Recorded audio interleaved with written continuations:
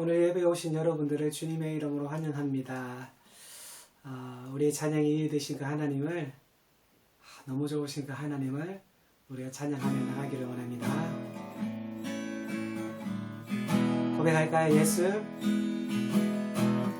예수, 가장 귀한 그 이름, 예수, 언제나 기도 들으사. 오 예수, 나의 손 잡아주시니 가장 귀한 그 이름. 예수, 찬양하기 원하네. 예수, 처음과 나중 되신 주. 오 예수, 날 위해 고통당하시 가장 귀한 그 이름. 예수, 왕의 왕이 되신 주. 예수, 당신의 끝없는 사랑. 오 예수, 목소리 높여 찬양해 가장 귀한 그 이름. 다시 한번 고백할까요? 예수, 가장 귀한 그 이름. 예수, 언제나 기도 들으사. 오 예수, 나의 손 잡아주시니 가장 귀한 그 이름. 예수 찬양하기 원합니다. 예수, 찬양하기 원하네. 예수, 처음과 나중 되시네. 오 예수, 날 위해 고통당하시 가장 귀한 그 이름. 예수, 왕의 왕이 되신 주. 예수, 당신의 끝없는 사랑. 오 예수, 목소리 높여 찬양해 가장 귀한 그 이름. 예수, 왕의 왕이 되신 주. 예수, 왕의 왕이 되신 주. 예수, 당신의 끝없는 사랑. 오 예수, 목소리 높여 찬양해 가장 귀한 그 이름. 아멘. 우리의 삶 가운데 날마다 그 주님을, 예수님의 이름을 높이며 살아가기를 원합니다. 그 주님 앞에 우리의 신앙의 고백을 드리며 나가겠습니다.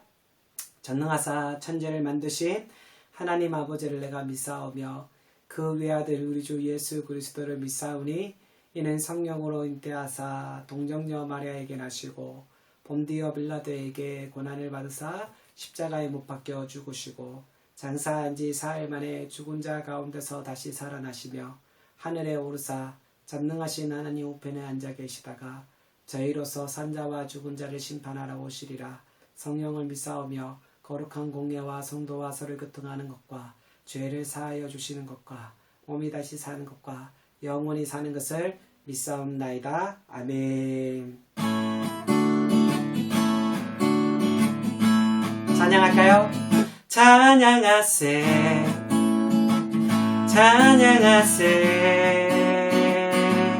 함께 소리 높여 찬양하세. 찬양 드리세 찬양하세 찬양하세 함께 소리 높여 찬양 드리세 찬양받기에 합당하신 주님 언제나 동일하신 주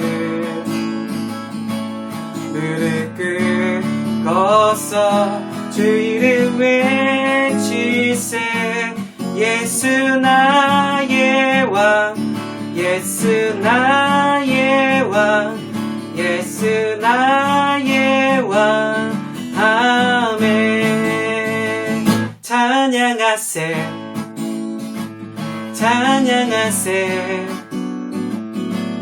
함께 소리 높여 찬양 드리세 찬양하세 찬양하세 함께 소리 높여 찬양 드리세 찬양 받기에 합당하신 주님 언제나 동일하신 주 무릎 꿇고서 주 이름 외치세 예수 나의 왕 예수 나의 왕 예수 나의 왕 아멘 예수 예수 나의 왕 예수 나의 왕 예수 나의 왕 아멘 왕되신 하나님께 영광의 목소리를 돌리며 나가겠습니다. 할렐루야. 우리의 삶 가운데 왕되신 그 하나님을 온전히 바라보며 믿음으로 나가기 소망합니다. 하늘의 문을 여소서 이곳을 주목하소서 주를 향한 노래가 꺼지지 않으니 하늘을 열고 보소서 이곳에 임재하소서 주님을 기다립니다. 기도의 향기가 하늘에 닿으니 주여 임재하여 주소서 이곳에 오셔서 이곳에 앉으소서 이곳에서 드리는 예배를 받으소서 주님의 이름만이 오직 주의 이름만 이곳에 있습니다.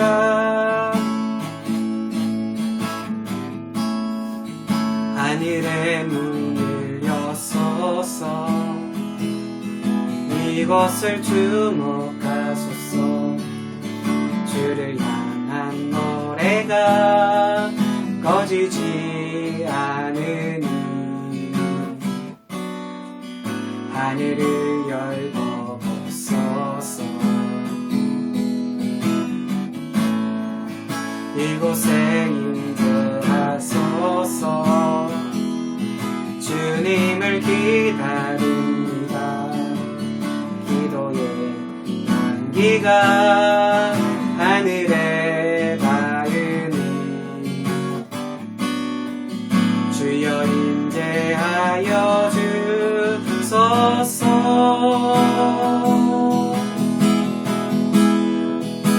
이곳에 오셔서 이곳에 앉으소서 이곳에서 드리는 예배를 받으소서 주님의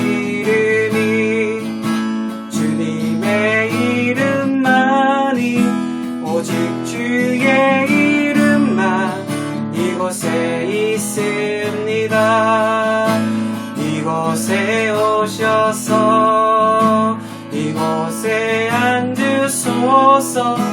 이곳에서 드리는 예배를 받으소서.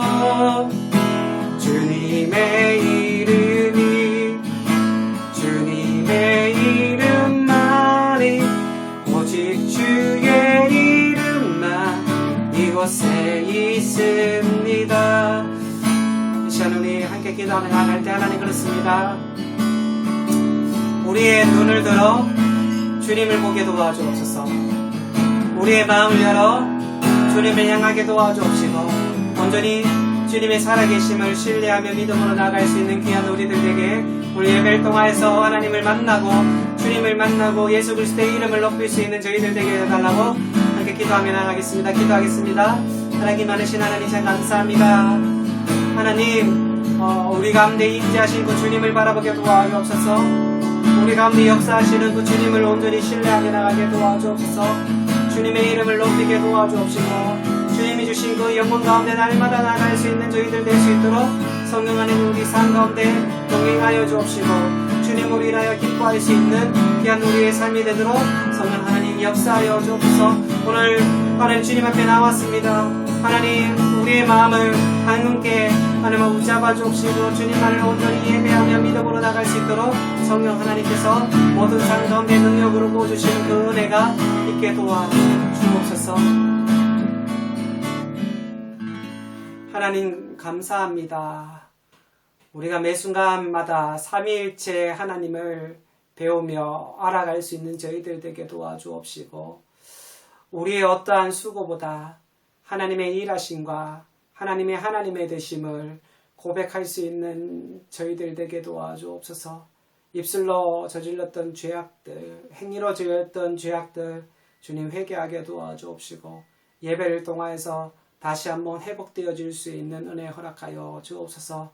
각자의 처소에서 예배드릴 때 우리의 마음이 나누어지지 않게 붙잡아 주옵시고 말씀을 통하여서 하나님의 음성을 듣고 기도하며 찬양하며 나아갈 수 있도록 성령 하나님께서 동행하여 주옵소서. 예수님의 이름으로 간절히 기도드립니다. 아멘. 오늘 함께 나눌 하나님의 말씀은 마가복음 12장 1절에서 12절 말씀입니다.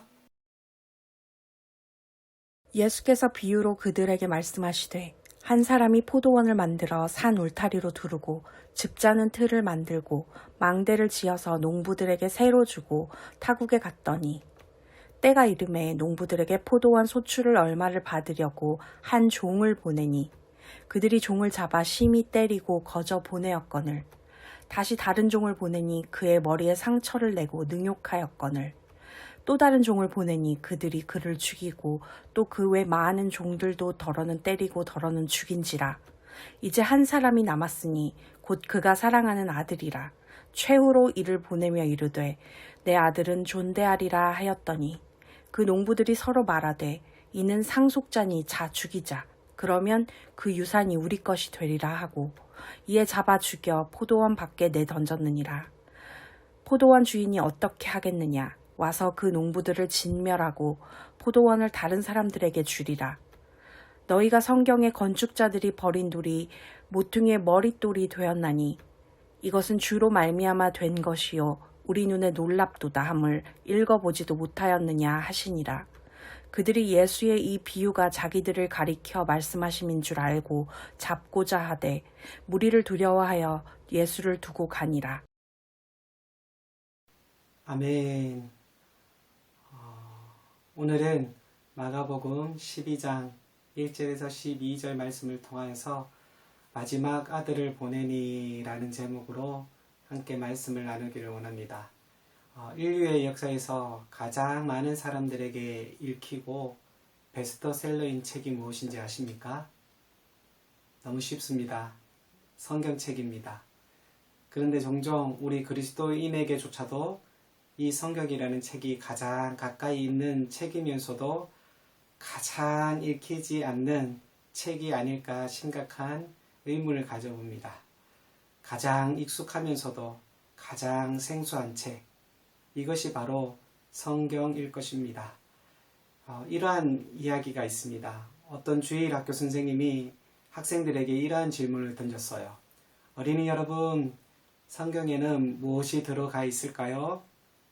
그때 한 꼬마가 손을 번쩍 들며 대답합니다. 네, 우리 형 성경책 안에는 애인 사진이 들어 있습니다. 그렇다면 여러분에게 묻겠습니다. 여러분의 성경책에는 무엇이 들어 있나요? 그럼 성경의 메시지를 한마디로 말한다면 무엇일까요? 이 성경이라는 책은요, 한마디로 요약할 수 없지만 만약에 한마디로 성격을 규정할 수 있다면 성경은 관계의 책이라고 말할 수 있을 것 같습니다.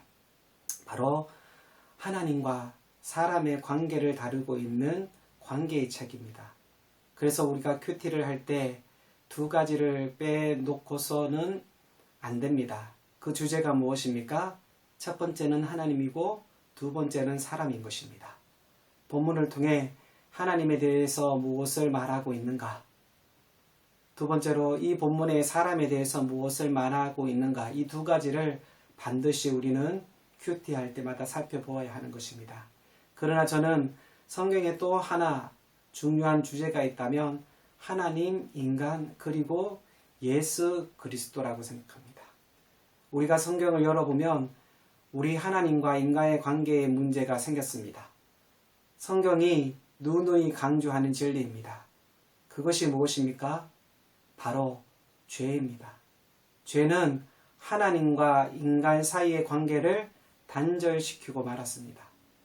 바로 이 죄의 문제를 해결하고 하나님과 인간을 화목하게 하신 분이 누구십니까? 예수 그리스도인 것입니다. 어쩌면 예수 그리스도는 성경의 가장 중요한 주제, 어떠한 의미에서는 성경의 예수 그리스도는 궁극적 초점이라고 말할 수 있는 것이죠. 오늘 본문을 읽으면서 앞서 말씀드렸던 이 세 가지를 기억해야 합니다.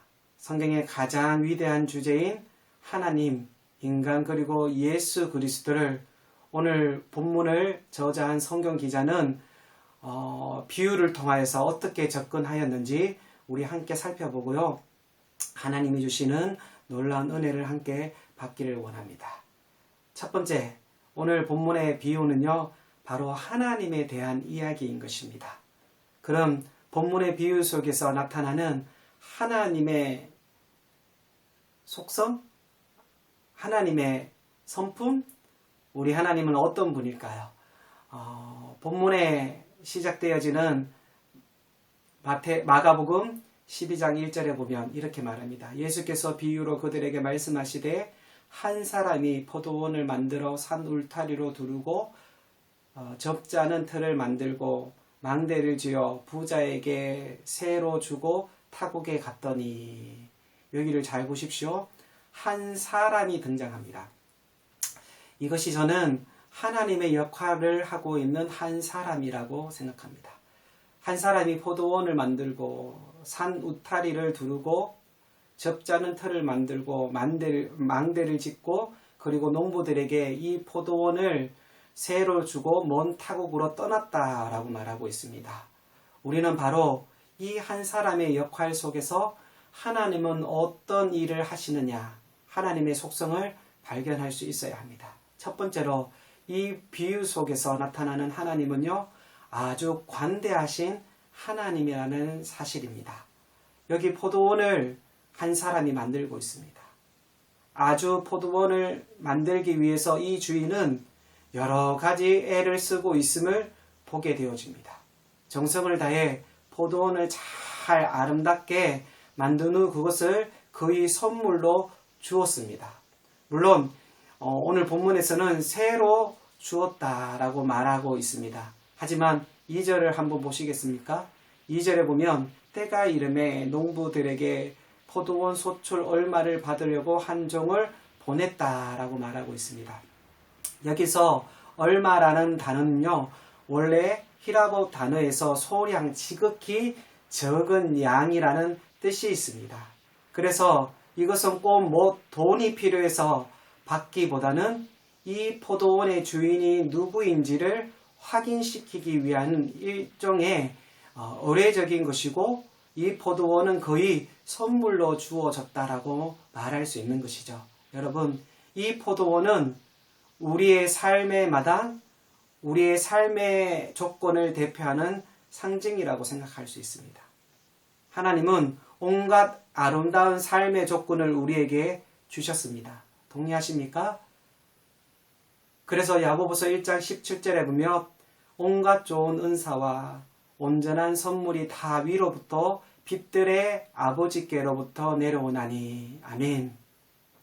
다시 말해, 온갖 좋은 것은 하나님께로부터, 그쵸? 하나님께로부터 선물로 주어진 것이라고 말씀하고 있습니다. 우리의 생명도, 또 아름다운 공기도, 하늘, 우리가 숨 쉬고 있는 것들, 사랑하는 사람들, 이 모든 것들이 하나님께서 우리에게 선물로 주신 것이 아니겠습니까? 이것은 처음부터 하나님의 계획인 것입니다. 우리가 창세기를 읽어보면서 사랑하는 여러분, 하나님이 온 우주를, 만물을 창조하시고 인간을 몇 번째 날에 창조하셨습니까? 6째 날에 만드셨습니다. 만약 한번 생각해 볼까요? 인간을 둘째 날이나 셋째 날이나 넷째 날쯤 지었으면 어떻게 됐을까요? 거의 생존이 불가능했을 것입니다. 만약 생존이 가능한다 할지라도 매우 불편한 존재로 살아가야 했을 것입니다. 그러나 하나님은 맨 나중에 하나님의 모든 다른 만물을 지어 놓으시고 마지막에 인간을 지어 주셨습니다. 그 이유는요, 모든 것을 인간을 하여금 완벽하게 준비해 주시는 하나님의 사랑을 우리에게 말하고 있습니다. 그 의미가 무엇입니까? 하나님은 이 모든 것을 우리에게 선물로 주셨다라는 것이에요. 아멘. 그렇습니다. 이렇게 아름다운 포도원, 우리의 삶의 마당을 준비하시고 그것을 저와 여러분에게 선물로 주시는 하나님. 여기서 우리는 정말 광대하신 사랑의 하나님을 만나야 하는 것입니다. 그렇습니다. 오늘 예수님께서 말씀하시기를 하나님은 우리를 믿어주시고 우리의 모든 삶의 조건을 선물로 주셨습니다. 여러분, 믿지 않으면요, 맡길 수 없는 것입니다. 우리가 믿지 않는 대상에게 어떻게 일을 맡길 수 있겠습니까? 종종 인생을 살아가면서 우리가 가지는 컴플렉스 중에 하나가 무엇입니까? 아무도 나를 믿어주지 않는다라는 것입니다. 그만큼 힘든 일이 없습니다. 누군가가 나를 신뢰하지 못한다는 것은 참 어려운 일입니다. 그러나 사랑하는 여러분, 이 사실을 기억하십시오. 하나님은 여러분을 믿고 계십니다. 할렐루야. 하나님은요, 여러분 한 사람 한 사람을 신뢰하고 바라보시고 의뢰하고 있다라는 사실이에요. 그 증거가 무엇이냐면 하나님이 나에게 맡겨주신 것들이 있습니다. 내 목숨도 맡겨주시고요. 내 재능도 맡겨주시고요. 내 탤런트도 맡겨주시고 내 삶의 조건도 맡겨주셨다라는 것입니다. 그래서 우리가 그 하나님을 찬양하지 않습니까? God is so good. 좋으신 하나님. 좋으신 하나님. 좋으신 하나님. 참 좋으신 나의 하나님. 같이 해볼까요? 좋으신 하나님. 좋으신 하나님. 참 좋으신 나의 하나님.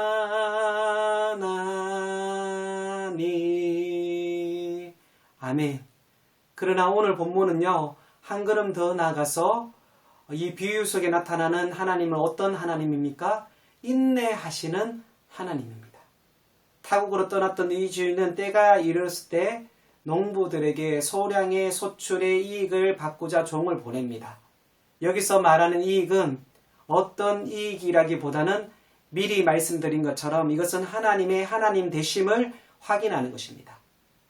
다시 말해 주인이 누구인가를 확인하는 일종의 행위였다라고 생각합니다. 그런데 포도원 관리를 하고 있던 사람들은 어떤 반응을 보입니까? 3절을 볼까요? 3절에 보면 그들이 종을 잡아 심히 때리고 그저 보내었거늘. 여러분, 감히 종들이 어떻게 이럴 수 있습니까? 저 같으면 이 순간 어떤 강력한 조치가 필요하다고 느꼈을 것입니다. 그런데 그 다음 절 보면 어떻게 했습니까? 이 주인의 모습을 보면 4절에 보면 다시 다른 종을 보내니 라고 말합니다. 이번에는 또다시 그 머리에 상처를 내고 능욕을 합니다. 그럼에도 불구하고 5절을 볼까요? 5절에 보면 주인은 또 어떻게 합니까? 또 다른 종을 보내니. 여러분, 이 주인의 인내심이 보입니까? 여기서 여러분은 하나님의 모습을 보셔야 합니다.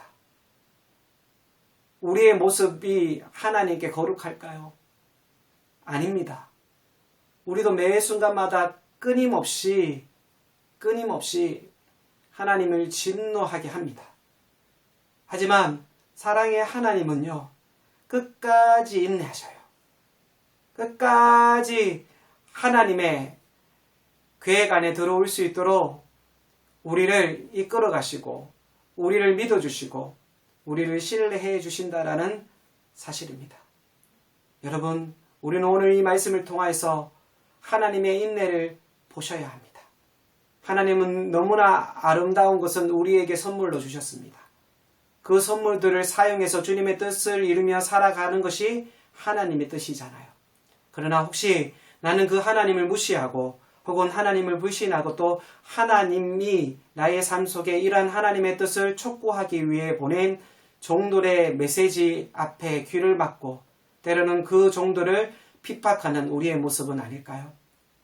그럼에도 불구하고 하나님은요, 또 다른 종을 보내 계속적으로 나로 하여금 그 하나님을 바라보고 인내하시는 하나님, 그 하나님이 우리 하나님이라는 사실을 찬양하는 저와 여러분이 되길 간절히 기도드립니다.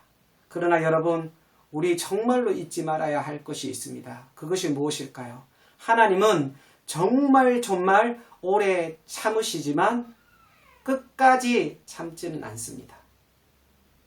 마지막에 분명히 그에 대한 결과를 찾는다라는 사실이에요. 어느 날 그의 인내가 종결에 도달하는 순간이 다가온다라는 것이에요. 그리고 이제 하나님의 심판하시는 하나님으로 등장하게 될 것을 오늘 우리에게 중하게 경고하고 있는 것입니다. 9절을 볼까요? 9절 말씀에 보면 포도원 주인이 어떻게 하겠느냐, 와서 그 농부들을 진멸하고 포도원을 다른 사람에게 주리라. 6절 이하에 보면 마지막에 자기의 아들마저 보냈지만 그 아들까지 죽여버린 이 사람들. 9절에 예수님은 이렇게 묻고 있습니다. 너희들이 포도원 주인이라면 어떻게 하겠느냐? 와서 그 농부들을 진멸하지 않겠니? 무슨 말입니까? 결국 마지막이 도래한다라는 사실이에요. 우리에게 많은 선물을 주시고 그 선물을 통해서 복된 삶을 누리기를 기대하시는 하나님. 그러나 창조의 기대를 저버리고 우리의 역할, 우리의 반응, 우리의 응답이 하나님을 향한 불순종일 때 마침내 엄중한 그의 심판 안에 직면할 각오를 하셔야 합니다. 지난주 말씀 기억합니까? 창조의 기대를 저버렸던 무화과 나무를 저주하신 예수님처럼 심판하시는 하나님처럼 예수님처럼 여러분 우리 하나님도 마지막에 예수 그리스도 백보자 예수 그리스도를 통해서 반드시 심판하시는 심판주라는 사실을 여러분 잊지 말아야 합니다. 근데 지금 너무 많은 사람들이 사랑의 하나님만 바라봅니다. 사랑의 하나님 맞습니다. 여러분 공의는요 사랑에 의한 공의입니다. 하지만 분명히 공의는 있다라는 사실을 우리는 잊지 말아야 합니다. 그래서 때로는 우리를 사랑하기에 우리를 향해서 환난이 다가올 때 우리는 이 환난을 통해서 오히려 하나님을 바라보며 신뢰하며 믿음으로 나아가시길 주님의 이름으로 간절히 기도합니다. 우리 하나님은 어떤 하나님입니까? 긍휼이 풍성하신 하나님입니다. 인내가 풍성하신 하나님입니다.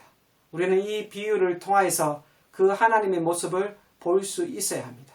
우리가 본문의 비유를 이해하기 위하여 첫 번째 질문을 던졌습니다. 이 비유 속에서 하나님이 어떤 분이신지 여러분 깨달아지십니까?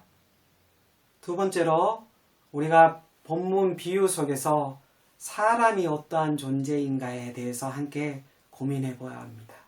인간은 매우 이기적인 존재임을 성경은 말하고 있어요. 하나님은 이 포도원을 포함해서 모든 것을 선물로 우리에게 맡기셨어요. 그러면 우리는 맡은 자에 불과합니다. 다시 말하면 우리는 단지 청지기에 불과합니다. 관리자에 불과합니다. 이 얘기는 주인이 따로 있다라는 것이죠. 주인이 누구입니까? 주인은 바로 살아계신 하나님입니다. 그분이 나에게 생명을 맡겨주셨고요. 남편과 아내와 자식을 맡겨주셨고 내 재능도 맡겨주시고 내 돈도 맡겨주시고 시간도 맡겨주시고 나는 맡은 자에 불과합니다. 그러나 청지기가 탈선을 언제부터 시작하는지 아십니까? 그것을 내 것으로 착각할 때입니다. 아니 우리는 그것이 하나님의 것이라는 것을 당연한 진리로 알면서 그것을 내 것으로 만들려고 하는 음모를 시작하였습니다. 그것이 바로 오늘 본문에 아주 잘 나타나고 있는 장면이 바로 7절입니다. 여러분 7절 한번 보실까요? 7절에 보면 그 농부들이 서로 말하되 이는 상속자니 자 죽이자. 그러면 그 상속이 우리의 것이 되리라 하고 그들이 지금 뭐라고 말하고 있습니까? 누구의 것이 될 것이라고요? 우리의 될 것이라고 말합니다. 하나님의 것을 끊임없이 내 것으로 착각하고 있는 것, 알면서도 그것을 우리의 것으로 선포하고 싶은 것, 그것이 바로 누구일까요? 인간인 것입니다. 바로 이러한 것을 우리에게 아주 적나라하게 또 드러내고 있는 말씀이 있어요. 가르침이 있어요. 그것이 무엇입니까? 어리석은 부자의 이야기가 아닙니까? 어리석은 부자가 풍년이 들자 그가 어떻게 고백합니까?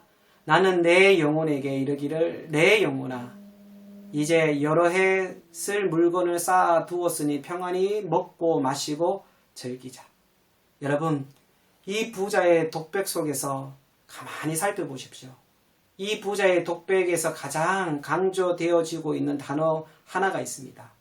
어떠한 단어입니까? 바로 나라는 단어입니다. 그런데 하나님이 그날 밤 나타나셔서 이 부자에게 뭐라고 말씀하십니까? 어리석은 자여라고 말합니다. 여러분 하나님이 내게 주신 선물을 내 것으로 아는 자는요 어리석은 자입니다. 자기 자신만 아는 사람은 어리석은 자예요. 이 비유의 핵심이 무엇입니까? 그것은 소유꾼의 문제입니다. 여러분의 목숨은 누구의 것입니까? 우리가 기억해야 할 것은 우리가 가진 모든 것이 한순간에 날아갈 수 있다는 사실이에요. 다시 말해 하나도 내 것이 없습니다. 다만 내 것이라고 착각하는 것이죠. 하나님은 종종 이 소유꾼을 확인하기 위해서 당신의 종을 보내어 이렇게 말합니다. 세를 내라. 이것이 무슨 의미인지 아십니까? 지금 여러분이 가장 귀하게 여기는 그것을 하나님께 드려야 한다라는 것이에요. 하지만 많은 사람들을 보십시오. 많은 사람들은요, 숨겨진 자신의 이기심, 모든 것이 하나님의 것임에도 불구하고 그것을 내 것으로 만들려고 하는 우리 마음속 깊은 곳에 숨겨있는 이기심의 정체를 확인해 보셔야 하는 것입니다.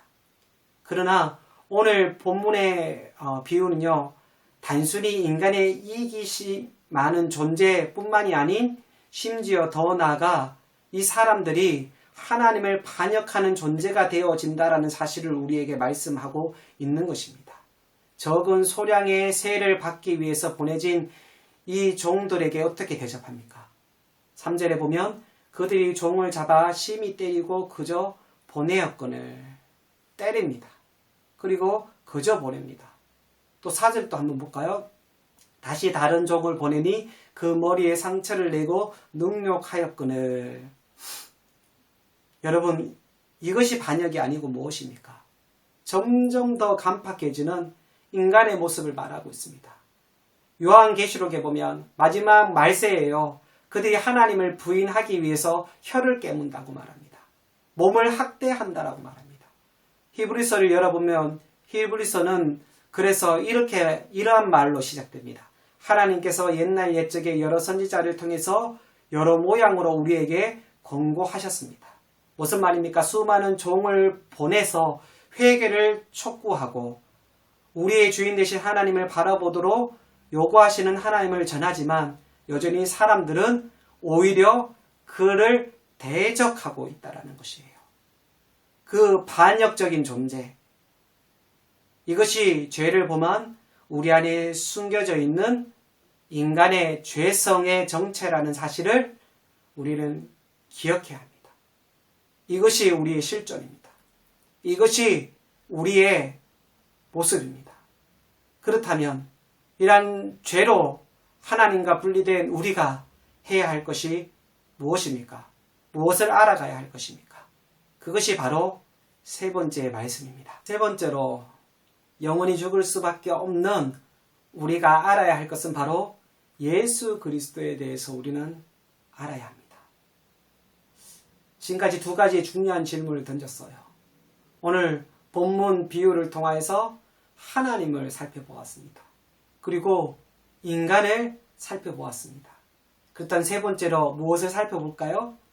이미 말씀드린 것처럼 예수 그리스도가 누구인지에 대해서 우리는 살펴보아야 합니다. 그럼 본문 비유 속에서 예수님은 어떤 분으로 말씀하고 있습니까?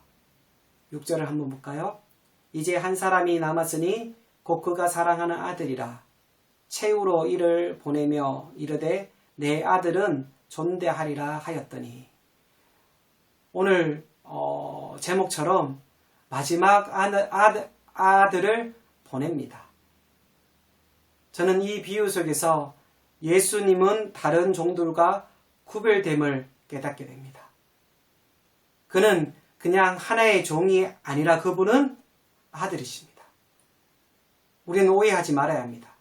예수님은 종의 모습으로 오셨습니다. 그리고 종의 역할을 감당한 것도 사실입니다. 그러나 그의 본질은 종과 구별됩니다. 그는 살아계신 하나님의 아들이십니다. 사랑하는 하나님의 아들이라고 오늘 본문은 우리에게 분명히 말씀하고 있습니다. 예수님께서 이 땅에 오셔서 30년 동안 자신의 개인의 삶을 지내다가 공적 생애를 시작할 때 그는 요한에게 나아갑니다. 그리고 요단강에서 세례를 받게 되어지는데, 그가 세례를 받고 물 위에 올라올 때 하늘 문이 열리고 하늘에서는 이러한 메시지가 선포되어집니다. 이는 내 사랑하는 아들이로다. 아멘.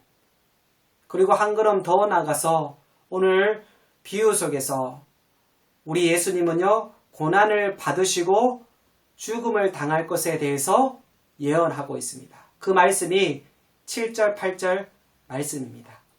그런데 이 이야기하는 시점이 언제입니까? 바로 십자가를 며칠 남겨두지 않는 시점입니다. 이 말씀을 하셨던 주님의 심정을 여러분 한번 헤아려 보아야 되지 않을까요? 여러분, 사람들이 고난을 모르고 당할 때는 그냥 모르고 어느 정도 경험할 수 있습니다. 정말 힘든 것은 내가 그 고난을 알고 경험할 때 그 고난은 배 이상으로 되는 것을 우리가 잘 알고 있습니다. 그러나 더 놀라운 사실은요, 이 비유가 여기서 끝나지 않는다는 것이 사실입니다. 한 걸음 더 나가 그분은 죽음을 이기고 부활하심을 예언하고 있습니다. 어디에 예언되어져 있습니까? 바로 10절과 11절입니다. 10절에 보면 놀라운 예언이 되어져 있는데요. 성경에 건축자의 버린 돌이 누구를 가리킵니까? 예수님을 가리킵니다. 예수님이 마치 자신이 건축자의 버린 돌처럼 버림을 당할 것을 말하고 있습니다. 하지만 건축자의 버린 돌이 이번에는 무슨 돌이 된다고 말하고 있습니까? 모퉁이 돌이 된다고 말합니다. 모퉁이 돌이 대신 예수님은 11절에 그분이 다시 부활해서 사람들을 구원하는 놀라운 주님으로 나타날 것을 설명하고 있습니다. 이 말씀은요, 구약에 있는 말씀의 언약의 성취예요. 바로 시편 118편 22절에서 23절 예언을 성취한 것입니다. 그리고 그 다음 절 23절에 보면 이날은 여호와의 정하신 것이라 이날에 우리가 기뻐하고 즐거워하고 기뻐하리로다. 이날은 어떤 날일까요? 바로 부활의 날입니다. 오순절날 주님은 오시고 그리고 주님의 복음이 전파되기 시작하는 성령의 놀라운 역사의 현장에서 사도들은 바로 정확하게 이 말씀을 또 인용합니다. 그래서 사도행전 4장 11절에 보면 예수는 너희 건축자의 버린 돌로서 집 모퉁이의 머릿돌이 되었느니라. 드디어 사도들은 여기서 이 건축자의 버린 돌 그리고 모퉁이 돌이 되신 그분이 누구인가의 그 정체를 정확히 밝히고 있습니다. 그리고 그분을 통해서 어떤 역사가 일어납니까? 12절에 보면 다른 이로는 구원을 얻을 수 없나니 천하 인간의 구원을 얻을 만한 다른 이름을 우리에게 주신 일이 없음이라. 아멘. 믿으십니까? 영원히 죽을 수밖에 없는 우리를 구원해 줄 수 있는 그분은 바로 예수님밖에 없음을 우리는 깨달아야 합니다.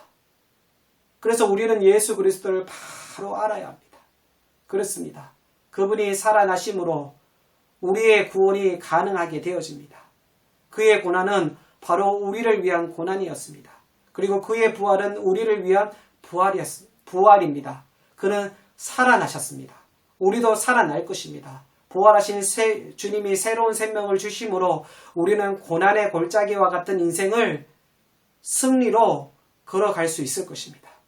우리 주님을 찬양합시다. 주님을 경배하십니다. 하나님을 바라봅시다. 하나님을 신뢰합시다. 신실하신 그 하나님을 온전히 부여잡고 나아갑시다. 이제는 고난을 이기시고 부활하신 그 주님의 발자취를 따라가는 저와 여러분이 되길 주님의 이름으로 간절히 기도드립니다. 여러분, 우리 한 주 하나님에 대해서, 인간의 실존에 대해서, 특별히 그 하나님과 인간이 분리되어져 죄로 인하여 죽을 수밖에 없는 우리를 구원해 주신 그 예수 그리스도를 다시 한번 이 말씀을 통하여서 조명하고요. 다시 우리가 우리의 구원에 대해서 다시 정리할 수 있는 한 주가 되어져 여러분 매 순간마다 그 구원의 기쁨을 누릴 수 있는, 그래서 고백할 수 있는 또 한 주가 되어지게 주님의 이름으로 간절히 기도드립니다. 아멘.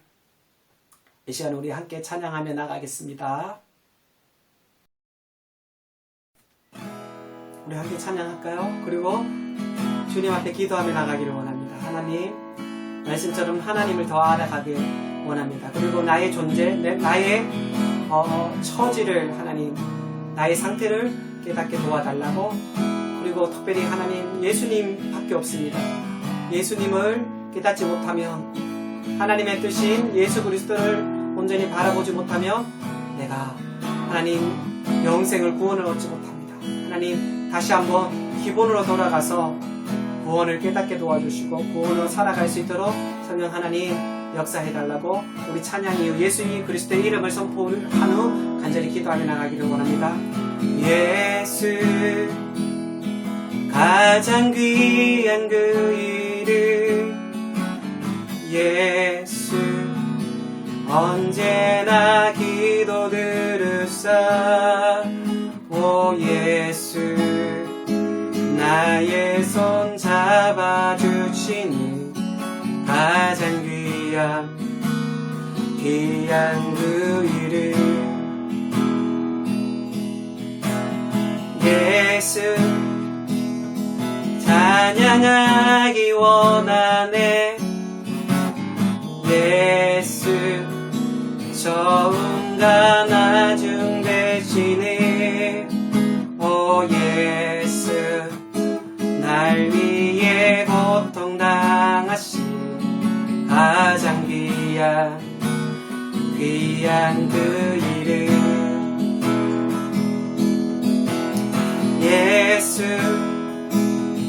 왕의 왕이 되신 주 예수 당신의 끝없는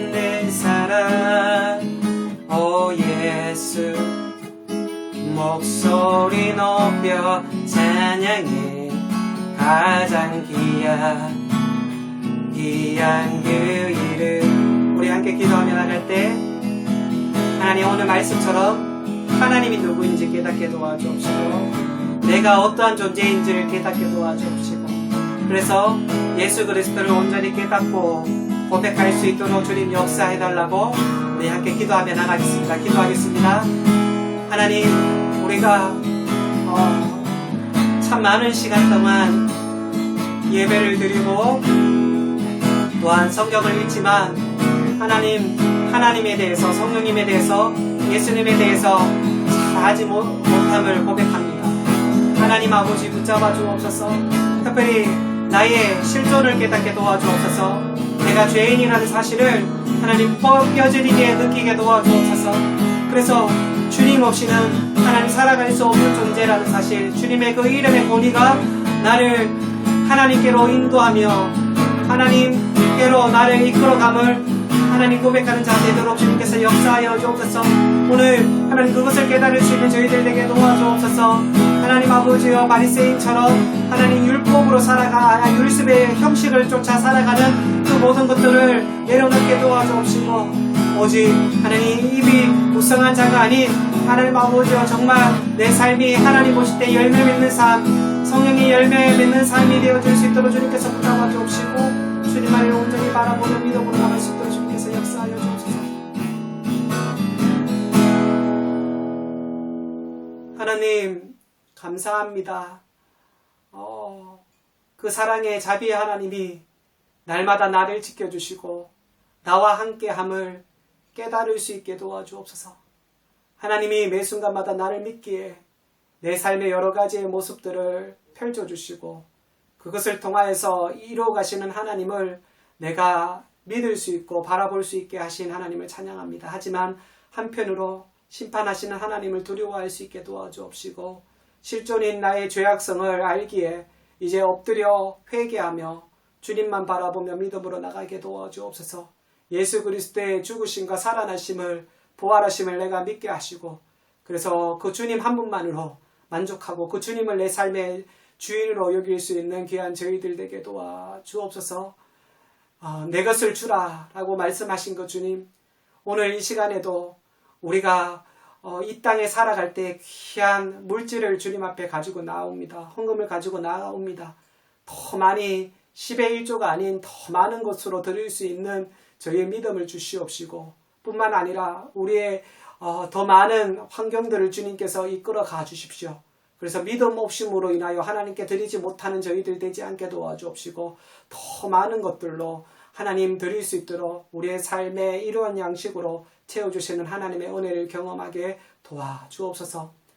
이제는 우리를 구원하신 예수 그리스도의 크신 은혜와 하나님 아버지의 만극하신 사랑과 성령 하나님의 교통하심이 이제는 하나님과 예수 그리스도만 바라보기를 원하는 우리 성도 위에와 엎드린 교회 위에와 이 땅 가운데 예배드리는 모든 교회 이제로부터 영원토록 함께 있을지어다. 아멘.